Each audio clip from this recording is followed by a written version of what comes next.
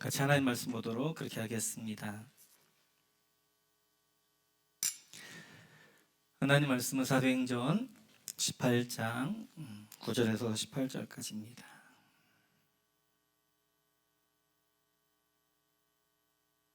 사도행전 18장 9절에서 18절까지 우리 같이 한 목소리 읽겠습니다. 같이 읽습니다. 밤에 주께서 환상 가운데 바울에게 말씀하시되 두려워하지 말며 침묵하지 말고 말하라. 내가 너와 함께 있음에 어떤 사람도 너를 대적하여 해롭게 할 자가 없을 것이니 이는 이 성중에 내 백성이 많음이라 하시더라. 1년 6개월을 머물며 그들 가운데에서 하나님의 말씀을 가르치니라.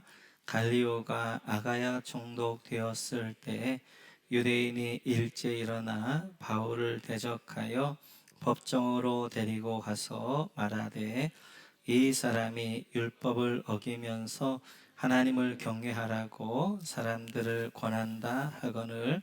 바울이 입을 열고자 할 때 갈리오가 유대인들에게 이르되 너희 유대인들아, 만일 이것이 무슨 부정한 일이나 불량한 행동이었으면 내가 너희의 말을 들어주는 것이 옳거니와 만일 문제가 언어와 명칭과 너희 법에 관한 것이면 너희가 스스로 처리하라. 나는 이러한 일에 재판장 되기를 원하지 아니하노라 하고 그들을 법정에서 쫓아내니 모든 사람이 회당장 소스데네를 잡아 법정 앞에서 때리되 갈리오가 이 일을 상관하지 아니하니라. 바울은 더 여러 날 머물다가 형제들과 작별하고 배 타고 수리아로 떠나갈새 브리스길라와 아굴라도 함께 하더라.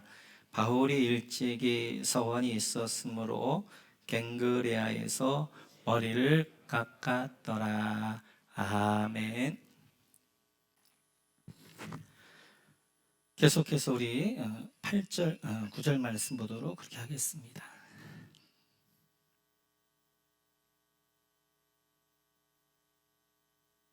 같이 읽겠습니다. 밤에 주께서 환상 가운데 바울에게 말씀하시되 두려워하지 말며 침묵하지 말고 말하라. 아멘. 지난주에 살펴봤던 것처럼 우리 두려움 가운데 있을 때 우리 주님이 바울에게 나타나셔서 세 가지 명령을 주시죠. 두려워하지 말아라, 침묵하지 말아라, 그리고 계속 말하라 라고 말씀하십니다. 우리 하나님은 명령만 하시는 하나님이 아니라 명령하시면 반드시 그 명령에 대한 약속을 주시는 하나님이십니다. 그래서 10절에 보면 이렇게 약속하지요. 같이 읽습니다. 시작. 내가 너와 함께 있음에 어떤 사람도 너를 대적하여 해롭게 할 자가 없을 것이니 이는 이 성중에 내 백성이 많음이라 하시더라. 아멘. 하나님이 약속하시죠. 내가 너와 함께 할 것이다. 그리고 너를 해롭게 할 자가, 해할 자가 없을 것이다 라고 약속하십니다. 그 약속의 말씀을 붙들고 바울 사도가 11절 이렇게 합니다. 같이 한번 읽어볼까요? 시작. 1년 6개월을 머물며 그들 가운데에서 하나님의 말씀을 가르치니라. 아멘. 그 약속의 말씀 붙들고 두렵고 떨림이 있지만 힘이 떨었다고 이해하지만 담대하게 1년 6개월 동안 고린도에서 말씀을 증거합니다. 그때 일어났던 일이지요. 12절 계속해서 우리 읽도록 하겠습니다. 12절 시작. 갈리오가 아가야 총독 되었을 때 유대인이 일제에 일어나 바울을 대적하여 법정으로 데리고 가서 이제 아가야 지방의 주도가 고린도였거든요. 갈리오가 아가야 총독되어서 왔을 때 유대인들이 바울을 고소합니다. 바울이 이제 잡혀가게 되어지지요. 지금 방금 전에 우리가 살펴봤던 것처럼 10절에서 하나님은 내가 너와 함께 할 거야, 널 해할 자가 없게 할 거야 라고 말씀하셨단 말이에요. 그런데 그 약속의 말씀에 따라서 순종함으로 담대하게 하나님의 말씀을 증거했던 바울이 돌아온 것은 잡힘이었고 고소당함이었잖아요. 그럼 하나님의 약속은 어떻게 되어져 있느냐 하는 것이죠. 하나님의 약속이었는데 그 약속은 이제 물거품이 되어졌는가 하는 것입니다. 우리가 어떤 일들을 볼 때 너무 단편적으로 순간적으로 보게 되어지면 하나님의 약속은 다 사라진 것 같고 물거품이 된 것 같은데, 이것들을 큰 그림으로 같이 그리고 보면 하나님께서 이래서 이렇게 하셨구나. 오늘 이 사건도 나중에 보게 되면 하나님의 일을 통해 이렇게 놀라운 일을 이루셨구나 하는 것을 우리가 볼 수 있을 것입니다. 오늘 유대인들이 고소한 내용이 13절에 잘 나오는데요. 같이 한번 읽습니다. 13절 같이 읽죠. 시작.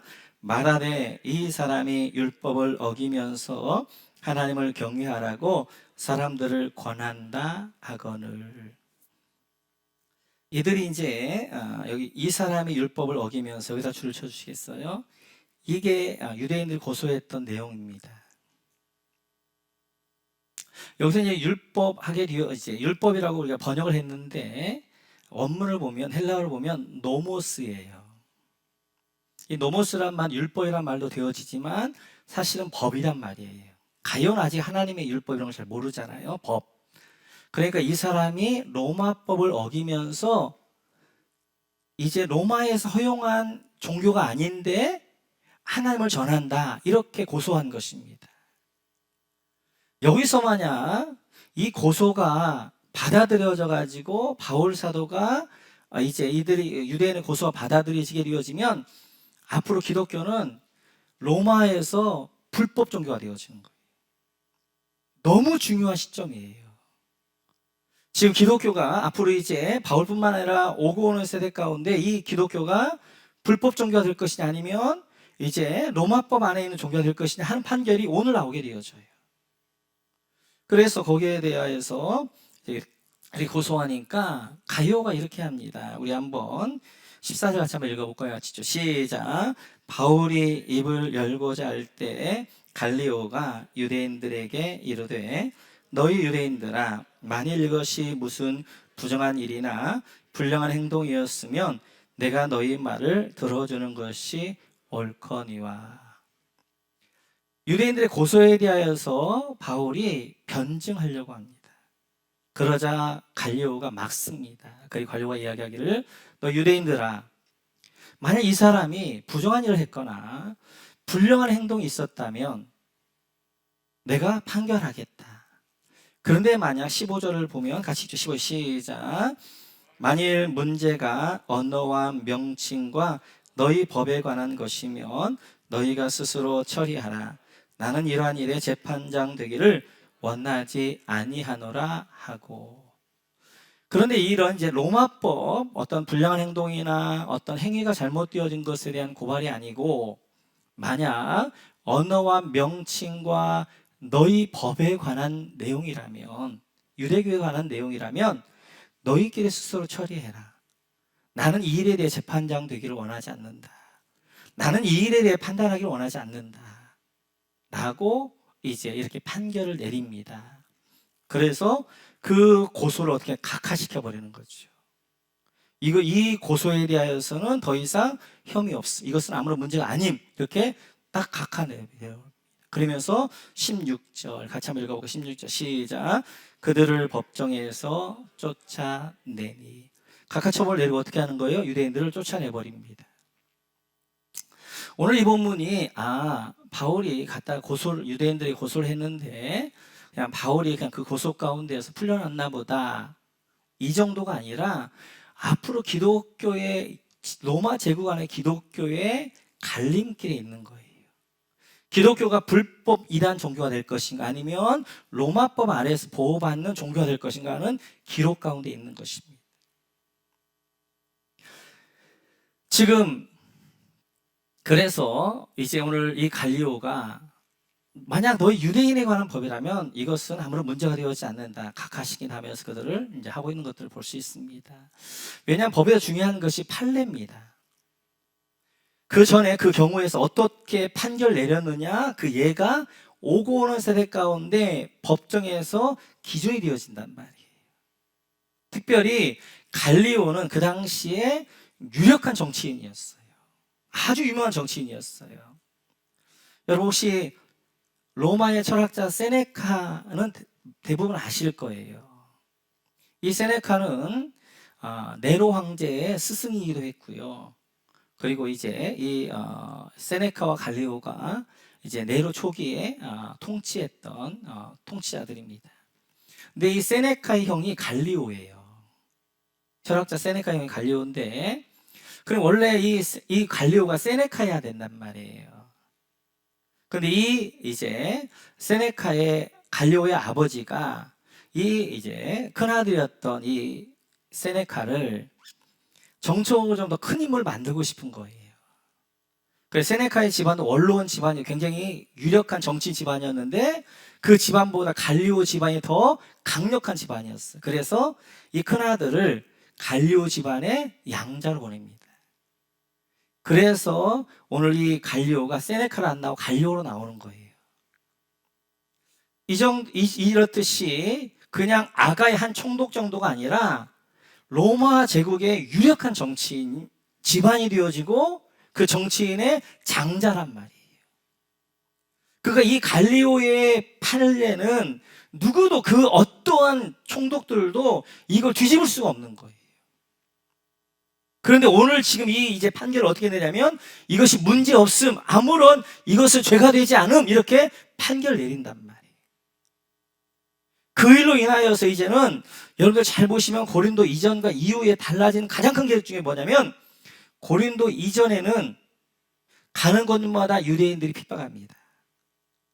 1차 선교여행 때도 비스티가 안디옥에 이제 이고니온에서 유대인들 때문에 쫓겨나게 되어지고 루스라 가서도 어떻게 유대인들이 돌로 쳐서 바울을 죽이게 되어지고 2차 선교여행 때도 마찬가지 데살로니가랄지 베레아랄지 고린도 왔을 때 끊임없이 어떻게 하는 거예요? 유대인들의 핍박이 있었단 말이에요. 고린도 이후에 이 판결 이후에는 유대인들의 핍박이 없어요. 이제는 이 법이 합법이 되어졌기 때문에 유대인들이 핍박하면 그들이 법을 어기는 것이 되었단 말이에요. 그래서 이제 2차 후반 3차 선교 때 보면 유대인들로부터 바울 핍박받는 경우가 없습니다. 뭐 에베소 같은 경우에서는 핍박을 받지만 이건 유대인들이 아니라 아데미 신전을 만들었던 그 이제 신전 사람들이 이 우상이 안 팔리니까 소동을 일으켜가지고 핍박받은 것이지 유대인이 핍박받은 건 없어요. 이렇듯이 하나님이 뭐라고 약속하냐면 바울아 내가 너와 함께 할 거야. 누구도 너를 해치지 못하게 할 거야 라고 약속하셨단 말이에요. 그 약속의 말씀을 믿고 바울은 두려움 가운데 떨었지만 담대하게 고린도에 복음을 전해요. 그래서 고소당하고 법정에 서요. 순간적으로 어려움이 있는 것 같은데 하나님은 그 일을 통하여 합력하게 선을 이루게 하시고 바울과 앞으로 기독교의 가장 큰 장애물인 유대인들 유대교를 제거하는 작업을 이 일을 통해 하나님이 하신단 말이에요. 그래서 이제 앞으로 바울 사도랄지 기독교인들이 유대인의 핍박 없이 유대교의 방해 없이 로마 안에서 정당한 종교가 되어져 가지고 합법적으로 복음을 증거하게 되어지는 그런 것들을 되어져요. 이렇듯이 하나님의 약속은 물거품이 되어지고 사라진 것 같지만 그 순간은 고난이고 어려운 것 같지만 지나고 나면 큰 이제 처음에 끝까지 나중에 보게 되면 합력의 선을 열어서 너무너무 아름답게 하나님 만들어 가시는 거예요. 누구에게? 순종하는 사람에게. 오늘 바울이 두렵고 떨림이 있었어요. 그러나 하나님 두려워하지 말고 계속 말하라 하니까 그 말씀을 의지하고 1년 6개월 동안 전했을 때 하나님 함께 하시고 헤아릴 적 없게 하시고 하나님께서 그를 지키시고 보호하시는 거예요. 순종하는 하나님의 약속을 믿고 순종하는 그 사람에게 하나님은 그 약속이 이루어지게 하시고 그 약속 가운데 함께 하시는 거예요. 오늘 17절을 보면 우리 같이 한번 읽어볼까요? 17절 시작. 모든 사람이 회당장 소스데네를 잡아 법정 앞에서 때리되 갈리오가 이 일을 상관하지 아니하니라. 회당장 소스데네 여러분 동그라미 쳐주세요. 회당장 소스데네. 이렇게 이제 유대인들이 고소하고 쫓겨납니다. 그러자 모든 사람은 고린도 사람을 이야기해요. 고린도 사람들이 회당장 소스테를 때립니다. 집단 구타하게 되어져요. 때렸다는 말이 그냥 툭 치었다는 것이 아니라 몽둥이로 때렸다, 주먹으로 쳤다 이런 의미거든요. 이제 로마의 법정이 이렇게 되어져 있습니다. 한번 보여주시겠어요? 이렇게 아크로폴리스가 있으면 그 아크로폴리스 밑에 총독 관저가 있어요. 근데 총독 관저 앞에가 뭐냐면 베마라고 그래가지고 재판정입니다. 이제 저기도 고린도 가면 지금도 남아 있고 고린도가 있게 되어진 그 앞에 총독 관저 앞에 베마라는 법정이 있어요. 한번 베마 보여주시겠어요? 거기에 보면 베마라고 딱 이렇게 이제 지금도 써 있습니다. 거기에서 이제 하게 열린 재판이란 말이에요. 그러니까 지금 재판을 하고 있는데 고린도 사람들이 보니까 막 소란이 일어나고 있는 거예요. 그래서 와서 보니까 정말 한 사람이 초췌하게 있는데 수많은 사람들 고소하고 막 이제 막 하고 있는 거예요. 그리고 그들이 법정에 쫓겨나요. 그러자 고린도 사람들이 어떻게 하는 거예요? 주동자로 생각했던 회당장 소스텐을 어떻게 하는 거예요? 치고 때리고 막 그러는 거예요. 집단 구타하게 되어져요. 그런데도 유대인 누구 하나 거기다 반항하지 못하는 거예요. 그리고 그 치안을 담당했던 갈리오조차도 어떻게 하는 거예요? 상관하지 않는 거예요. 이제 고린도 사람들 보니까 하도 너무한 거예요. 그리고 지금 로마에서 49년에 유대인 폭동이 있어가지고 유대인에 관한 감정이 되게 안 좋습니다. 악감정이 있는 거예요. 그래서 지금 소수된 유대인들을 막 이제 구타해도 유대인들이 거기서 어떻게 못하는 거예요. 지금 하나님을 대적하고 하나님의 사람을 대적했던 소스테네를 하나님 고린도 사람들을 통하여 심판하시는 거예요. 근데 만약 거기까지 끝났다면 소스테네는 지옥 갔을 거예요. 그런데 놀라운 반전이 일어나요. 고린도전서 1장 한번 보시겠어요? 같이 시작. 하나님의 뜻을 따라 그리스도 예수의 사도로 부르심을 받은 나 바울과 형제 소스데네는 2절 고린도에 있는 하나님의 교회에 이 편지를 씁니다. 여기까지. 지금 고린도의 편지를 쓰는데 바울이 1절에 보면 뭐라고 있냐면 하나님의 이름으로 사도된 나 바울, 부르심 받은 바울과 형제 누구? 소스데네. 이 소스데네가 누구예요? 회당장 지금 이제 법정 앞에 이제 집단 구타 당했던 소스데네입니다. 그 소스데네가 이제 어느 계기인가 모르겠 아마 이때 계기였던 것 같고 그 계기를 통하여 그가 돌이킵니다. 예수를 믿게 되어지고 그리고 바울의 이제 동역자가 되어져서 지금 3차 선교여행 예배소에서 고린도에다가 편지를 쓰잖아. 이때 누가 함께 있냐면 소스데네가 함께 있는 거예요. 그래서 바울이 고린도에 편지를 쓰면서 뭐라고 이야기하는 거예요? 나 바울과 소스데네, 형제 소스데네가 이 소스데네가 같이 고린도전서의 공동 저자가 되어진단 말이에요. 같이 쓴단 말이에요. 이렇게 핍박자였어요. 핍박하는데 앞장서서 사울과 같은 인물이었는데 하나님이 그를 변화시키셔서 어떻게 하는 거예요? 그를 하나님의 사람으로 바울의 동역자로 귀하게 쓰시는 거예요. 오늘 10절에 보면 하나님 이렇게 약속하셨지요. 같이 한번 읽어볼까요? 우리 10절 찾아보 있습니다. 시작.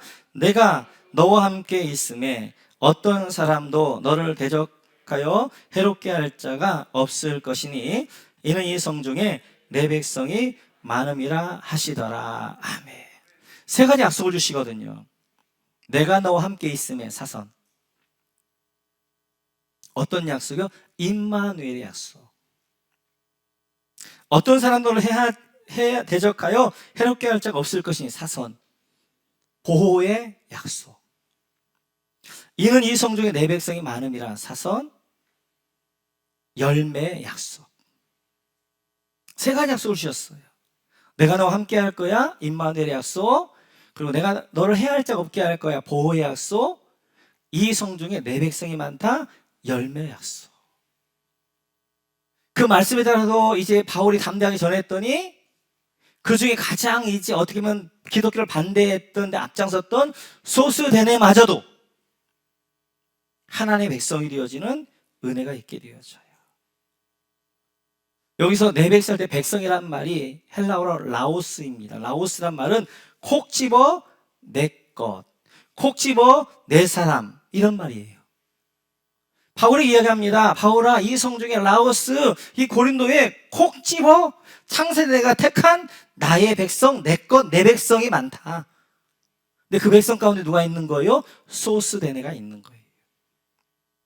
고린도의 모든 사람이 다 예수 믿어도 소스데네 예수 안 믿을 거야 라고 했던 그 소스데네가 어떻게 되어진 거예요? 하나님 믿게 되어 그가 하나님의 사역자가 되어 동역자가 되어 있는 바울. 마찬가지예요. 오늘 우리에게도 세 가지 약속을 주시는 거예요. 내가 너 함께 할 거야. 임마누엘 약속. 내가 너를 해할 자 없게 할 거야. 보호의 약속. 그리고 이 성중에 전주 땅에 내 백성, 내가 콕 집어 내 것 삼은 내 백성이 많다. 열매 약속을 주신단 말이에요.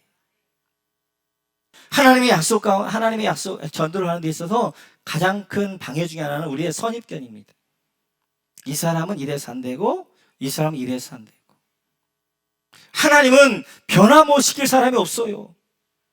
소스데네 같은 사람도, 사울 같은 사람도 하나님이 변화시키셔서 그로 하여금 하나님의 사역자, 동역자가 되게 한단 말이에요.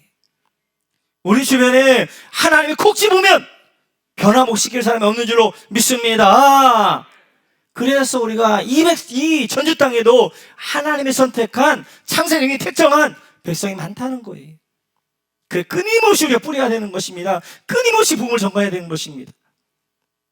오늘 말씀 다시 한번 기억하면 이 세 가지 약속이 함께하고 순종하는 자에게 하나님이 오늘 이런 열매를 주실 줄 믿습니다. 각 목장들마다 소스데나 같은 사람이 하나님의 사역자가 되어지는 그런 놀라운 간증과 그 영혼을 향한 하늘 기쁨이 넘치기를 주님의 이름으로 축원합니다. 그러면 계속해서 18절에서 이렇게 진행되어집니다. 같이 한번 읽죠. 시작. 바울은 더 여러 날 머물다가 형제들과 작별하고 배 타고 수리아로 떠나갈새 브리스길라와 아굴라도 함께 하더라. 바울이 일찍이 서원이 있었으므로 갱그리아에서 머리를 깎았더라. 아멘. 여기 서원이 있었으므로 갱그리아에서 머리를 깎았다. 여기다가 밑줄을 그어주세요. 이제 바울이 1년 6개월 동안 고린도에 사역하고 고린도를 떠나서 이제 수리아 안디옥교회 선교복을 해야 됩니다. 근데 고린도의 동쪽에 있는 항구가 있는데 그 항구가 겐그레아 항구예요. 그 항구를 통하여서 에베소를 지나서 수리아 안디옥으로 이제 가야 되는데, 이때 이제 고린도를 떠날 때 같이 동행했던 사람이 브리스길라와 아굴라가 같이 동행하지요. 그래서 1년 6개월 동안 같이 고린도 사역하고 그들이 떠나서 이제 같이 브리스길라 아굴라가 떠납니다. 바울이 이제 고린도의 동쪽 항구였던 갱그레에 와서 서원이 있어서 머리를 깎았다는 거예요. 이 본문을 우리의 문화에서 보면 이런 생각이 듭니다. 아, 바울이 겐그레아에서 뭔가 서원을 하고 머리를 잘랐나 보다. 왜냐하면 우리는 어떤 일이 있을 때 머리를 먼저 자르잖아요. 데모할 때도 마찬가지, 뭐 할 때도 머리를 먼저 자르고 이제 결단하고 이러는데, 유대인은 좀 반대지요. 나신의 서원을 하게 되어지면 세 가지를 지켜야 됩니다. 같이 한번 볼까요? 민수기 같이 읽죠. 시작. 그들에게 다음과 같이 일러라. 남자나 여자가 나실 사람이 되어 주께 헌신하기로 하고 특별한 서약을 했을 때에는 그는 포도주와 독한 술을 삼가야 한다. 포도주로 만든 시큼한 술이나 독한 술로 만든 시큼한 술을 마셔서는 안 된다. 포도즙도 마시지 못한다. 날 것이든지 마른 것이든 포도도 먹어서는 안 된다. 나시서약 첫 번째가 뭐냐면 독주나 포도주를 마시지 않는 것입니다. 나시서약 두 번째 5절 같이 한번 읽어볼까요? 시작. 그는 나실 사람으로 서원하고 헌신하는 그 모든 기간에는 자기 머리를 삭도로 밀어서는 안 된다. 주께 헌신하는 그 기간이 다 찰 때까지는 거룩한 몸이므로 머리털이 길게 자라도록 그대로 두어야 한다. 나실인 두 번째 서약은 머리를 자르지 않는 것입니다. 유대인들은 몸 안의 생명은 심장을 생각했어요. 몸 밖의 생명은 머리카락이라고 했어요. 그래서 내 생명 하나님께 있습니다. 이런 마음으로 이제 머리를 자르지 않습니다. 세 번째 나신의 서약 한번 같이 읽어볼까요? 6절 시작. 그는 주께 헌신하기로 한 그 모든 기간에는 죽은 사람에게 가까이 가서도 안 된다. 나신의 세 번째 서약은 부정한 일을 하지 않는 거예요. 그 대표적인 것이 시체를 만지지 않는 것, 이것입니다. 오늘 바울 사도가 갱그리아에서 머리를 잘랐다는 것은 고린도에서 나신 서원을 한 거예요. 아마 언제 했을까 정확히 나오지 않지만 추측해보면 9절에서 두려움에 떨고 있을 때 주님이 나타나셔서 두려워하지 말아라, 담대히 복음을 증거하라 말씀을 듣고 아마 이때 나시는 서약을 한 것 같아요. 하나님, 제가 나시는 서약하겠습니다. 그리고 이때 나시는 서약을 해서 어떻게 하는, 고린도에 사역할 동안 머리를 길렀죠. 머리를 자르지 않은 거죠. 그랬다가 이제 갱그레아에 와서 어떻게 하는 거예요? 고린도에 사역이 마쳤기 때문에, 나신 서약이 끝났기 때문에 머리를 자른 것 같아요. 오늘 그 이야기를 하고요. 갱그레아에서 머리를 깎았더라, 그 이야기입니다. 나실행 서원을 하게 되어지면 가장 힘든 것이 뭐냐면 첫 번째 규례예요. 포도주를 먹지 않는 것입니다. 이게 가장 어려운 거예요. 왜냐하면 유대인의 포도주와 우리의 포도주하고 개념이 달라요. 유대인들은 빵과 고기와 함께 포도즙을 같이 먹어요. 포도즙이라고 해서 맞겠죠. 포도즙을 같이 먹어요. 왜냐하면 물이 없기도 하고, 또 물이 이 유대지방이나 유럽 쪽은 대부분 석회수란 말이에요. 희뿌연 석회수. 그렇기 때문에 이건 먹으면 위장이 배려요. 그러니까 포도주를 이제 약으로 같이 이렇게 먹게 되어져요.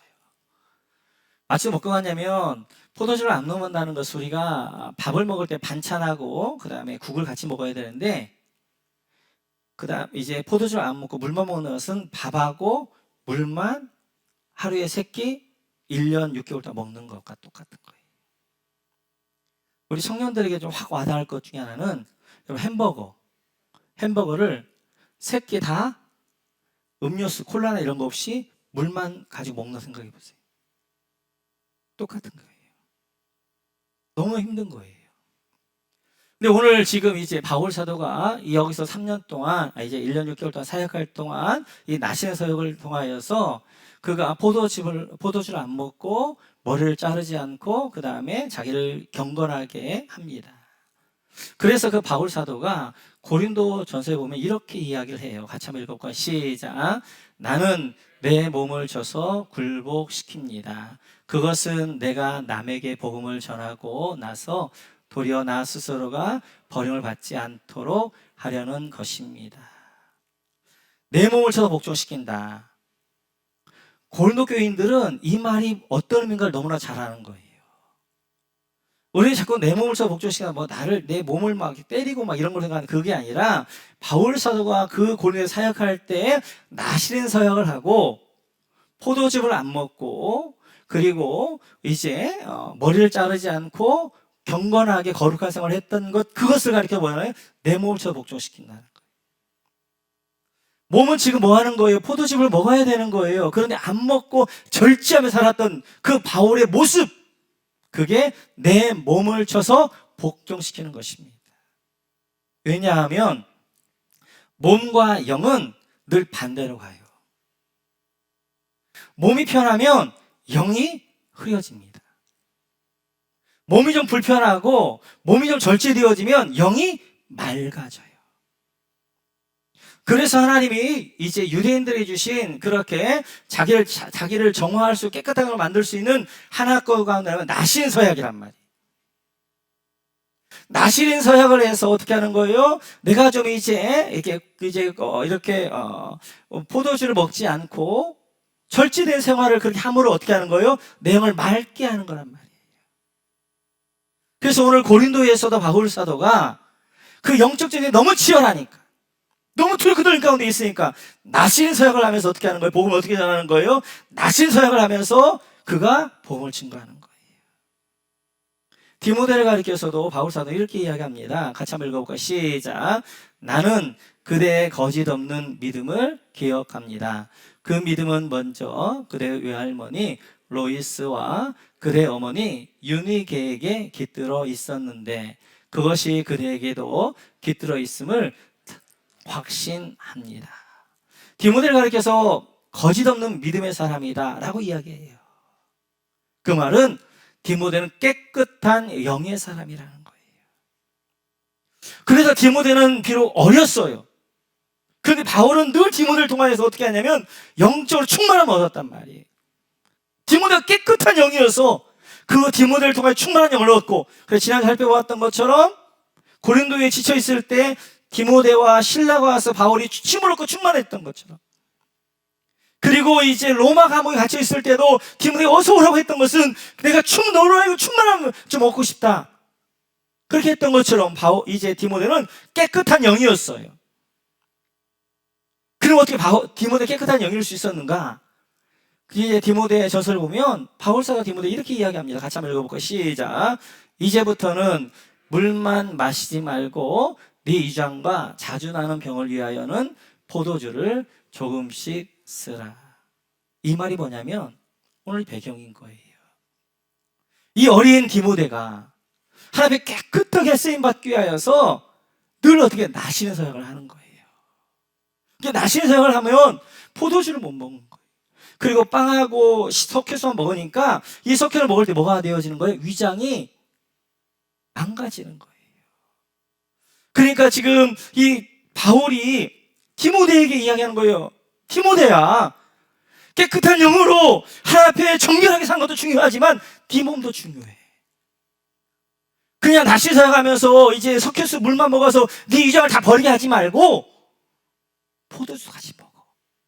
좀 나시는 사역을 조금 안 해더라도 네 몸을 생각해, 네 위장을 생각해서라도 네 몸도 하나님의 거룩한 영이니까 그걸 좀 포도주를 먹으면서 네 위장을 좀 다스려, 이렇게 이야기하고 있는 거예요. 지금 우리로 말하면 금식이죠, 금식. 내가 영적으로 좀 이렇게 나태해지고 내가 할 때 금식하면서 나를 깨우고 내 영을 좀 깨끗게 하고 정결케 하고 영을 좀 맑게 하는 것, 늘 디모데가 그랬단 말이에요.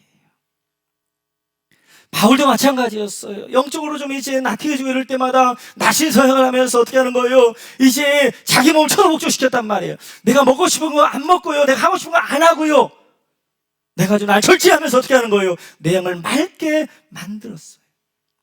왜냐하면 그런 영의 사람 하나님이 쓰시기 때문에, 그런 영의 사람이 하나님 앞에 하나님의 지팡이가 되기 때문에, 그런 사람도 하나님이 일하시기 때문에 바울이 늘 그랬던 것들 볼 수 있어요. 출애굽한 이후에 이스라엘 백성들이 아말렉과 전쟁을 합니다. 이 전쟁에서 모세가 손을 들어 기도할 때 이제 이스라엘이 이기고 손을 내릴 때 이스라엘이 지게 되어져요. 그래서 우리는 모세가 손을 들어 기도해서 이겼고 전나보다 물론 맞아요. 근데 더 중요한 키가 있습니다. 같이 한번 볼까요? 민수기 같이 읽죠. 시작. 모세가 여호수아에게 말하였다. 장정들을 뽑아서 아말렉과 싸우러 나가거라. 내일 내가 하나님의 지팡이를 손에 들고 산 꼭대기에 서 있겠다. 하나님의 지팡이란 말이에요. 그가 손을 들어서 기도했지만 그냥 손을 들어간 것이 아니라 하나님의 지팡이를 들고 기도했단 말이에요. 이 하나님의 지팡이, 능력의 지팡이, 모세가 들고 있는 이 지팡이지만 모세의 지팡이 아닌 이 지팡이 어떤 지팡이냐면 하나님의 지팡이였단 말이에요. 그럼 이 모세의 지팡이가 어떻게 하나님의 지팡이가 되어지는가? 그것을 출애굽기 4장에 잘 보여주고 있죠. 같이 한번 읽습니다. 시작. 주께서 그에게 물으셨다. 네가 손에 가지고 있는 것이 무엇이냐? 모세가 대답하였다. 지팡이입니다. 하나님 모세 묻습니다. 모세야, 네 손에 있는 게 뭐냐? 내 하나님 지팡이입니다. 지팡이. 그러자 하나님 이렇게 말씀하십니다. 3장 같이 시작. 주께서 말씀하셨다. 그것을 땅에 던져보아라. 모세가 지팡이를 땅에 던지니 그것이 뱀이 되었다. 모세가 그 앞에서 피하니. 하나님이 땅에 던지라고 했어요. 그래서 이것을 땅에 던졌더니 그것이 뭐가 돼요? 뱀이 되는 거예요. 지금까지 모세가 들고 있었던 지팡이가 뭐였어요? 뱀이었단 말이에요. 뱀. 이 지팡이는 누군데요? 이 지팡이는 바로 모세란 말이에요. 모세. 뱀이 뭐예요? 요한계시록 보면 미혹하는 자, 넘어지게 하는 자란 말이에요. 모세를 넘어지게 하는 것이 환경이 아니었어요. 상황이 아니었어요. 그 누구 다른 사람이 아니라 뱀인 자기 자신이었단 말이에요. 지금 이 장면이 어떤 장면이에요? 3절에서 3장에서 어떻게 하나님이 모세를 콜링하는 장면이잖아요. 근데 모세가 계속 못한다는 거예요? 안 된다는 거예요? 그래서 하나님이 이렇게 말씀하시는 거예요. 왜 모세를 헌신하지 못하게 하느냐? 환경이 아니에요. 말을 못해서가 아니에요. 아니면 바로가 두려워서가 아니에요. 헌신을 못하게 하는 것은 모세 자신이란 말이에요.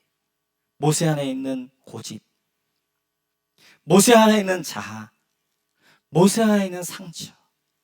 40년 전에 내가 일하려고 할 때 하나님이 나를 도와주지 않았다는 그 서운함, 그게 그 안에 깊은 뿌리가 되어져가지고 하나님이 이제 내가 너와 함께 일할 테니까 너 사역하자? 그랬더니 못해요.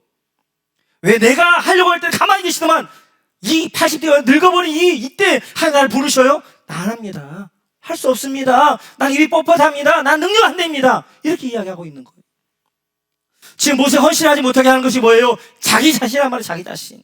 자기 자신의 고집, 자기의 상처, 자기의 견고한 진, 자기의 쓴뿌리, 이게 하나님 헌신하지 못하게 하고 자기를 넘어지게 하고 있단 말이에요.